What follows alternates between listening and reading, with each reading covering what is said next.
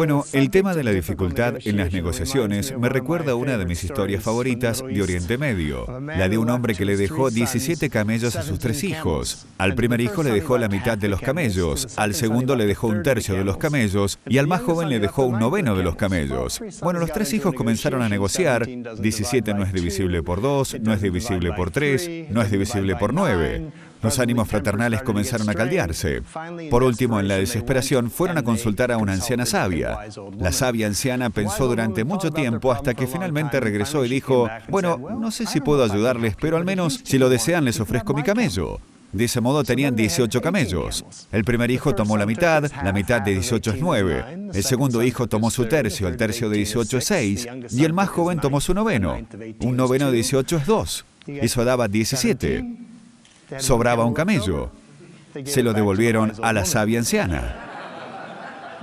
Si piensan un momento en esta historia, creo que se parece mucho a las negociaciones difíciles en las que participamos. Empiezan con 17 camellos. No hay manera de resolverlo. En cierta manera necesitamos apartarnos de la situación como lo hizo la sabia anciana, encarar el problema con una mirada fresca y proponerlo del camello 18. Encontrar ese camello 18 en los conflictos mundiales ha sido la pasión de mi vida. En esencia, veo a la humanidad como estos 3 hermanos. Somos todos una familia. Sabemos eso científicamente. Gracias a la revolución de las comunicaciones, todas las tribus del planeta, las 15.000 tribus, están en contacto unas con otras. Y hay una gran reunión familiar. Y como en toda reunión familiar, no es todo paz y amor. Hay un montón de conflictos. Y la pregunta es, ¿cómo resolver nuestras diferencias? ¿Cómo resolver nuestras diferencias más profundas, dada la propensión humana a los conflictos y del ingenio humano para pergeniar armas de destrucción? Esa es la cuestión. He pasado 3 décadas largas, casi 4, viajando por el mundo, tratando de trabajar, de involucrarme en conflictos que van desde Yugoslavia a Oriente Medio, a Chechenia, a Venezuela. En algunos de los conflictos más difíciles sobre la faz de la Tierra, me he planteado esa cuestión. Y creo que he encontrado, de algún modo, el secreto de la paz. En realidad es sorprendentemente simple. No es fácil, pero es simple. Ni siquiera es algo nuevo.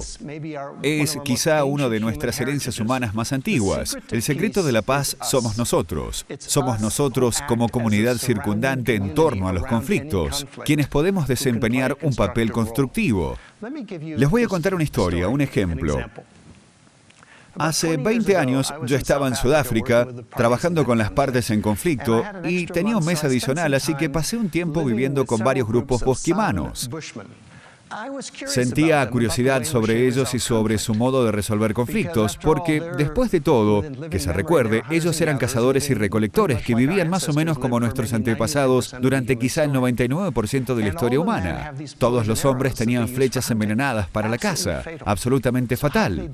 Entonces, ¿cómo resolvían sus diferencias? Bueno, por lo que supe, cuando los ánimos se caldean en esas comunidades, alguien va y esconde las flechas envenenadas en el monte, y entonces todos se sientan en círculo, se sientan a hablar y hablan. Puede llevar 2 días, 3 días, 4 días, pero no descansan hasta que encuentran una resolución o, mejor aún, una reconciliación. Y si los ánimos siguen crispados, entonces envían a alguien a visitar a algún pariente para bajar la tensión. Bueno, ese sistema, creo, probablemente sea el que nos ha mantenido vivos hasta ahora, habida cuenta de las tendencias humanas. Llamo a ese sistema el tercer lado, porque si lo pensamos, por lo general si pensamos en un conflicto, al describirlo, siempre hay 2 lados. Son árabes contra israelíes, trabajo contra gerencia, esposo contra esposa, republicanos contra demócratas, pero lo que no vemos a menudo es que siempre hay un tercer lado. Y el tercer lado del conflicto somos nosotros. Es la comunidad circundante, son los amigos, los aliados, la familia, los vecinos. Y podemos desempeñar un papel muy constructivo. Tal vez la manera fundamental en que puede ayudar el tercer lado es recordar a las partes qué es lo que se encuentra en juego. Por el bien de los niños, por el bien de la familia, por el bien de la comunidad, en aras del futuro, paremos de luchar un momento y empecemos a hablar. Porque la cosa es que cuando estamos en medio del conflicto, es muy fácil perder la perspectiva, es muy fácil reaccionar. Los seres humanos somos máquinas de reaccionar. Y como dice el dicho, habla enojado y harás el mejor discurso que tengas que lamentar. Por eso, el tercer lado nos recuerda esto. El tercer lado nos ayuda a ir al balcón como metáfora de un lugar con perspectiva para fijar la mirada en el premio. Ahora les voy a contar una historia breve de mi experiencia en negociación. Hace unos años participé como facilitador en algunas conversaciones muy duras entre los líderes de Rusia y los líderes de Chechenia. Como saben, había una guerra en curso y nos reunimos en La Haya, en el Palacio de la Paz, en la misma sala del Tribunal Penal Internacional donde se trataba la guerra de Yugoslavia. Y las conversaciones tuvieron un comienzo difícil con el vicepresidente de Chechenia señalando a los rusos mientras decía: deberían permanecer aquí en sus asientos porque van a ser juzgados por crímenes de guerra. Y luego continuó, giró hacia mí y me dijo: usted es estadounidense, mire lo que los estadounidenses están haciendo en Puerto Rico. Y empecé a pensar: ¿Puerto Rico? ¿Qué es eso de Puerto Rico? Empecé a reaccionar, pero luego intenté recordar volver al balcón. Y cuando él hizo una pausa y todos me miraban esperando una respuesta, desde la perspectiva del balcón, pude agradecerle por sus comentarios y le dije: le agradezco su crítica a mi país y lo tomo como una señal de que estamos entre amigos, que pueden hablarse francamente. Y aquí no estamos para hablar de Puerto Rico o del pasado. Estamos aquí para ver si podemos encontrar una forma de detener el sufrimiento y el derramamiento de sangre en Chechenia. La conversación volvió a su carril. Ese es el papel del tercer lado, ayudar a las partes a ir al balcón. Y ahora los llevaré un momento a lo que se considera ampliamente el conflicto más difícil del mundo, o el conflicto más imposible, el de Oriente Medio. La pregunta es: ¿dónde está el tercer lugar allí? ¿Cómo podemos ir al balcón? Bueno, no pretendo tener una respuesta al conflicto de Oriente Medio, pero creo que tengo un primer paso, literalmente un primer paso, algo que cualquiera podría hacer desde un tercer lugar. Pero primero déjenme hacerles una pregunta. ¿Cuántos de ustedes en los últimos años se han preocupado alguna vez por Oriente Medio y se han preguntado qué se podría hacer? Solo por curiosidad, ¿cuántos de ustedes? Bueno, la gran mayoría. Y aquí estamos muy lejos. ¿Por qué prestar tanta atención a este conflicto? ¿Por la cantidad de muertes? Hay cientos de veces más gente que muere en conflictos en África que en Oriente Medio. No, es por la historia, porque nos sentimos identificados en lo personal con esa historia. Seamos cristianos, musulmanes o judíos, religiosos o no, sentimos que tenemos un interés en eso. Las historias importan, como antropólogo lo sé, transmitimos conocimiento mediante las historias. Las historias le dan sentido a nuestras vidas. Eso hacemos aquí en TED, contamos historias. Las historias son la clave. Por eso la cuestión es, sí, tratemos de resolver la política allí en Medio Oriente, pero también revisemos la historia. Tratemos de llegar al meollo de la cuestión. Veamos si se le puede aplicar el tercer lado. ¿Eso qué significa? ¿Cuál es la historia allí? Como antropólogos, sabemos que cada cultura tiene una historia de origen. ¿Cuál es la historia de origen de Oriente Medio? En una frase, hace 4.000 años, un hombre y su familia atravesó Oriente Medio y el mundo nunca ha sido el mismo desde entonces. Ese hombre, por supuesto, fue Abraham. Él representaba la unidad de la familia. Él es el padre de todos nosotros. Pero no se trata solo de lo que representa, sino de su mensaje. Su mensaje esencial también era la unidad, la interconexión de todos y la unidad de todos. Su valor esencial era el respeto, la amabilidad hacia el desconocido. Era conocido por eso, por su hospitalidad. Así que en ese sentido, Él es un tercer lugar simbólico de Oriente Medio. Él es quien nos recuerda que somos parte de un todo más grande. Ahora, ¿cómo? Piensen en eso un momento. Hoy enfrentamos el flagelo del terrorismo.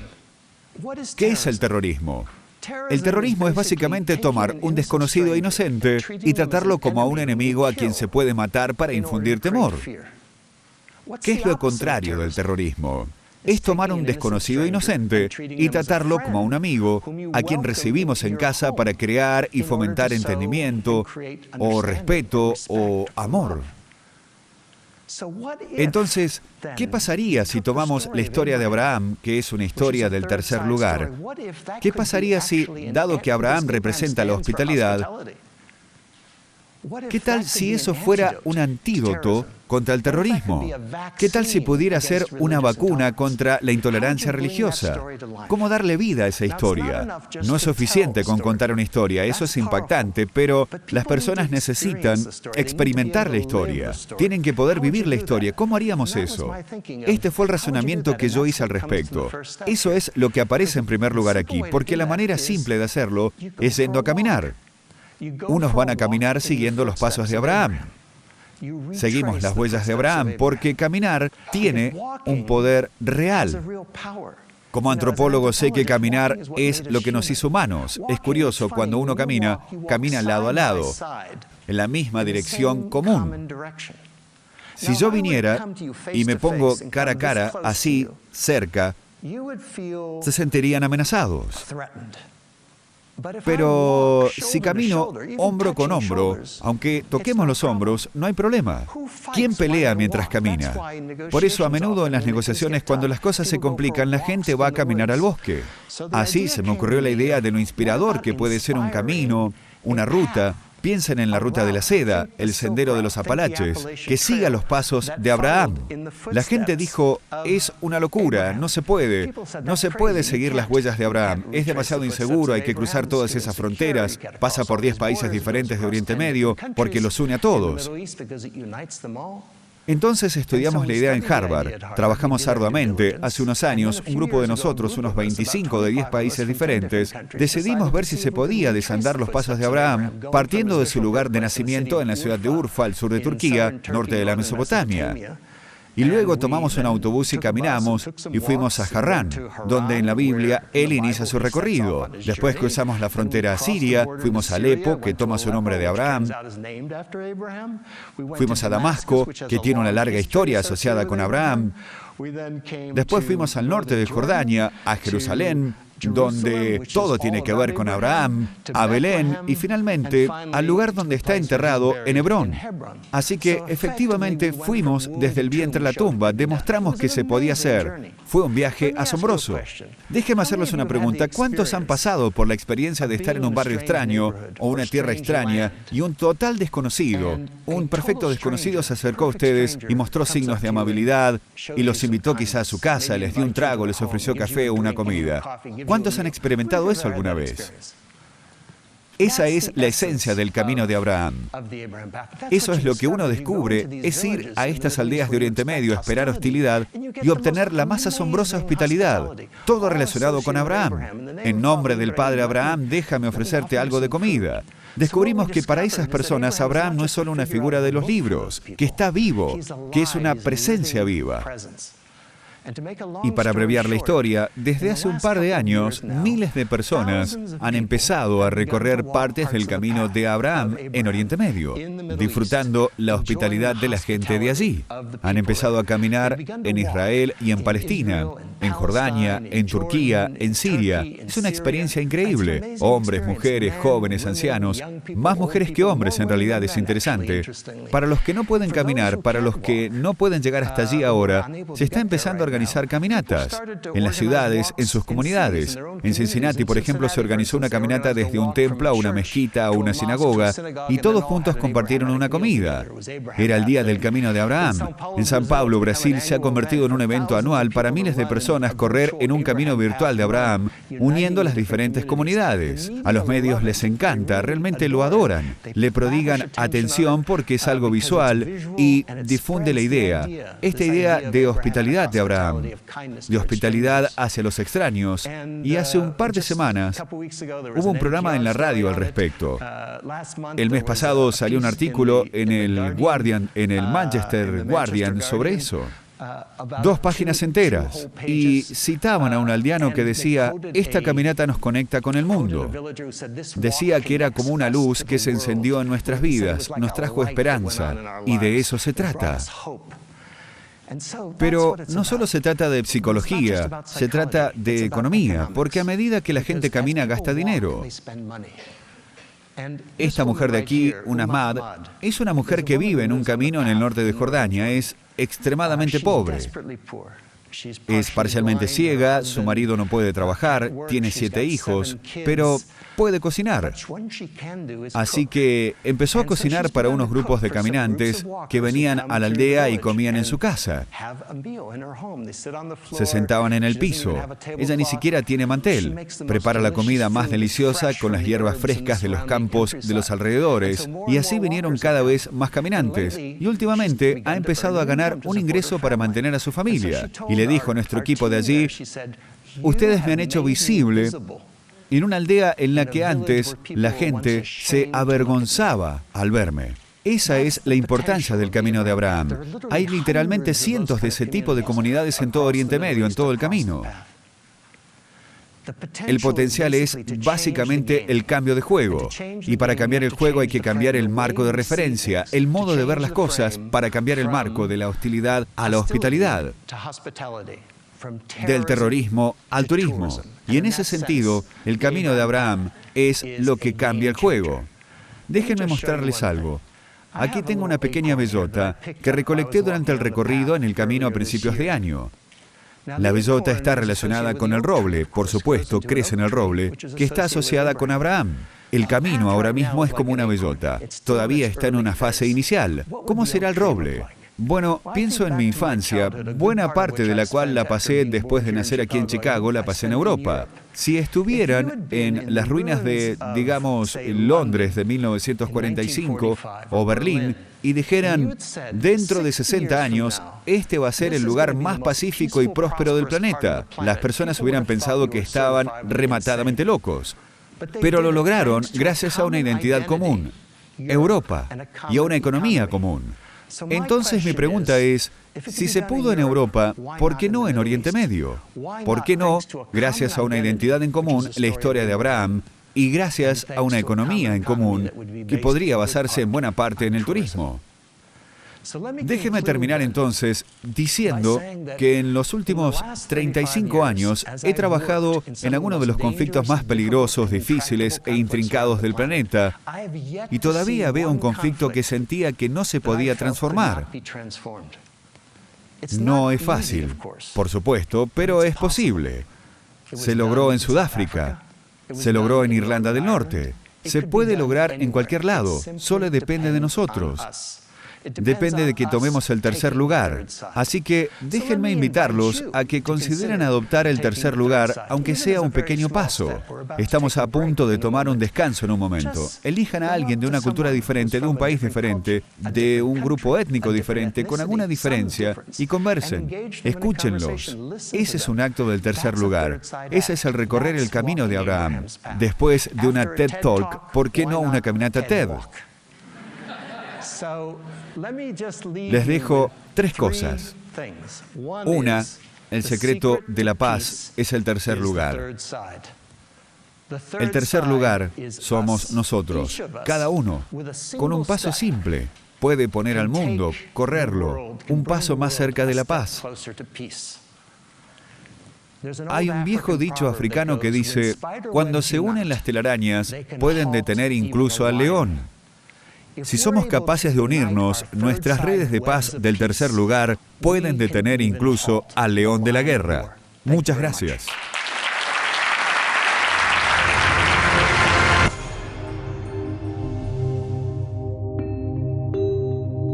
Bueno, la pregunta es bastante amplia con relación a las diferencias sociales que sufrimos hoy en día en Argentina. Bueno, me parece que podríamos partir desde el punto de vista de un poco clasificar estas diferencias, ¿sí?, en diferencias sociales, políticas y económicas, ¿sí?, pero en donde particularmente más me quiero explotar es en el tema de las diferencias políticas e ideológicas, que son por ahí las que hoy en día están marcando bueno, el centro, o el centro, digamos, en los medios de comunicación, y es un poco de lo que se está hablando ya hace un poco más de 10 o 15 años. Me parece que es inevitable el tema de las diferencias políticas, ideológicas, y creo que es propio también, digamos, de toda sociedad, digamos. El ser humano vive en sociedad, tanto acá como en China, como en Oriente Medio, digamos, vivimos en sociedad. Y esas sociedades están compuestas por personas, por individuos que necesariamente piensan distinto. Cada uno tiene su historia, vive en un estrato social determinado, tiene su presupuesto económico acotado o no, y por ende tiene su pensamiento político propio, ¿sí? Esto es un poco también propio del ser humano, ¿no? Es un ser pensante y por ende tiene sus propias ideas políticas. Por ende, no creo, digamos, que el hecho de tener diferencias políticas en el pensamiento sea un problema necesariamente para la sociedad, sino que creo, todo lo contrario, que en realidad lo que tenemos que hacer con estas diferencias es lograr amalgamarlas, ¿sí? Intentar unirlas, confluirlas, para partir de esas diferencias, ¿sí? Poder construir, digamos, bueno, una sociedad mejor, un país mejor.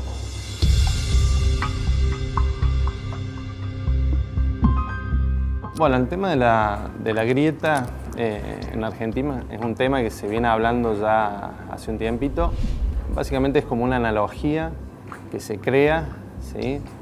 A partir, digamos, de dos posiciones contrapuestas en el pensamiento, en donde tenemos, digamos, un lado A y un lado B, ¿sí?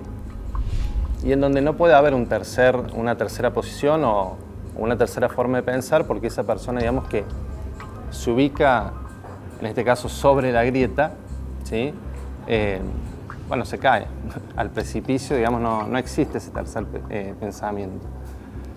Entonces, un poco lo que me parece importante en este caso es que la grieta va a existir y ha existido siempre y va a seguir existiendo porque, bueno, hay distintas formas de pensar y está bien que haya diferencias, ¿sí? Que haya distintos pensamientos, ideologías. El tema está en intentar construir, digamos, puentes que tiendan, digamos, a unir, ¿sí? Estas dos posiciones que se encuentran en los dos lados de la grieta, ¿sí? Estos puentes tienen la particularidad, ¿sí? De que son construidos por la sociedad misma, ¿sí? En donde, digamos, básicamente lo que hacen es intentar resaltar ciertos valores como la comunicación, el respeto, la igualdad y el entendimiento entre estas posiciones contrapuestas. Me parece que la grieta ha afectado en cierta proporción a las parejas, a los grupos familiares, sobre todo a las mesas de amigos, pero creo que también es importante que se hable de política. Y creo que es un punto fuerte que resalto y que me parece importante que hablemos de política. Porque está, digamos, ese viejo dicho que dice que, bueno, que en la mesa no se tiene que hablar de política, de religión y de fútbol. Me parece que es importante que hablemos de política, que discutamos, que intercambiemos ideas, distintas opciones y que de alguna forma, digamos, en este diálogo que hay familiar y de amigos y entre parejas, busquemos soluciones, digamos, a los problemas que tenemos hoy en día.